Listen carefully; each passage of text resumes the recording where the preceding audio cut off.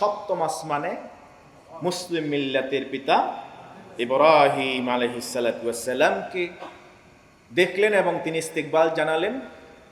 তিনি আমাদের নবীর মাধ্যমে, যেহেতু মুসলিম মিল্লাতের পিতা, তিনি আমাদের কাছে সালাম পাঠালেন, কিছু আমল দিলেন জান্নাতে যাওয়ার জন্য, গাছ লাগানোর জন্য। যে জান্নাত জমিন উর্বর হয়ে আছে, শুধু এখন গাছ লাগানোর কথা, গাছ লাগাতে হবে। গাছ লাগানোর জন্য সেখানে তো মৃত্যুর আগে আর যাওয়া যাবে না, দুনিয়াতে বসেই জান্নাতে গাছ লাগাতে হবে। সুবহানাল্লাহ, আলহামদুলিল্লাহ, লা ইলাহা ইল্লাল্লাহ, আল্লাহু আকবার, লা হাওলা ওয়ালা কুওয়াতা ইল্লা বিল্লাহ।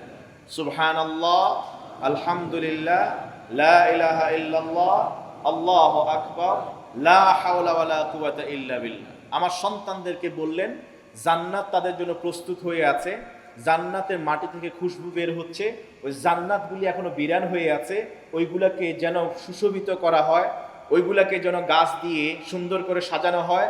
আর এটা হলো ঘর সুন্দর করা, সাজানো, এটা ঘরের মালিকের দায়িত্ব। আমার সন্তানদেরকে বললেন তারা যেন হার হামেশা এই বাক্যগুলি পড়ে, তাহলে আল্লাহ তাআলা তাদের ঘরকে সাজায় দেবে।